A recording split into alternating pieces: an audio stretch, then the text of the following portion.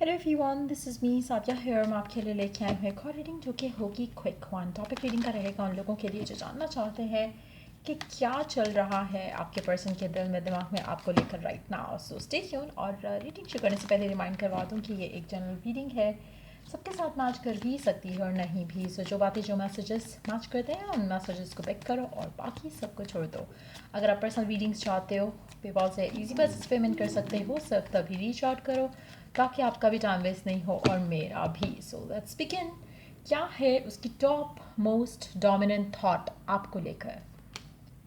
Stressed out है आपका person. आपके बारे में जब भी सोचता है स्ट्रेस्ड आउट होता है, चाहे वो इसलिए स्ट्रेस्ड आउट है क्योंकि आप दोनों के दरमियान में करंटली फाइट्स आर्ग्यूमेंट्स चल रहा है, या फिर इसलिए स्ट्रेस्ड आउट है क्योंकि जो गिवन सर्कमस्टांसेस हैं उसमें वो कनेक्शन के लिए कुछ नहीं कर पा रहा, या फिर चाहे इसलिए स्ट्रेस्ड आउट है क्योंकि आप और उसकी जो है अनबन हो रही है और उसको चीज़ों को वर्कआउट करने का समझ नहीं आ रहा कि कर सकता है या नहीं कर सकता। अगर नो कॉन्टैक्ट की सिचुएशन में हो तो मुझे लगता है कि पर्सन इस नो कॉन्टैक्ट सिचुएशन को लेकर अपसेट है। Let's see more cards here. उसकी आपको लेकिन मोस्ट डोमिनेंट थॉट्स क्या हैं? आपका पर्सन आपको स्टॉक ज़रूर कर रहा है। सो हो सकता है आप में से कुछ लोगों के लिए आपका पर्सन स्टॉक कर रहा है या फिर ऑब्जर्व कर रहा है आपको दूर से।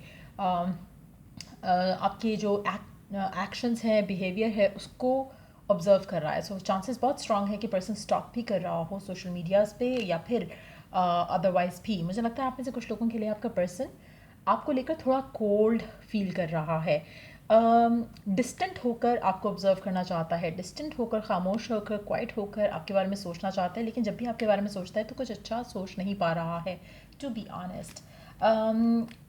मुझे लगता है कि अगर आप नो कॉन्टैक्ट की सिचुएशन में हो, पर्सन आपके बारे में सोचता है और आपकी तरफ अप्रोच करना चाहता है, but at the same time उसको स्ट्रेस रोक देता है। जो जो पास्ट है आप दोनों का वो उसको हॉन्ट करता है, वो रुक जाता है आपकी तरफ एक्शन लेने से। But at the same time मुझे लगता है कि फ्यूचर को सोच कर पर्सन सोचता है कि right now probably is not the time. तो हो सकता है कि कुछ टाइम के बाद शायद वो आपको अप्रोच करे, कुछ टाइम के बाद वो होपफुल है कि इन द फ्यूचर चीज़ें बेहतर हो जाएंगी। सो इस तरह की सोच है आपके पर्सन की राइट नाउ आपको लेकर। लेकिन एट द सेम टाइम मुझे लगता है कि गिवन सर्कमस्टांसेस में पर्सन थोड़ा अभी डिस्टेंट रहना चाहता है आपको लेकर, ज़्यादा सोचना भी नहीं चाहता, ज़्यादा इन्वॉल्व भी नहीं होना चाहता, थोड़ा डिस्टेंट रहकर अपनी फीलिंग्स को भी ऑब्जर्व करना चाहता है आपको लेकर। कहीं ना कहीं कुछ क्लैरिटी लाना चाह रहा है अपने लिए आपको लेकर।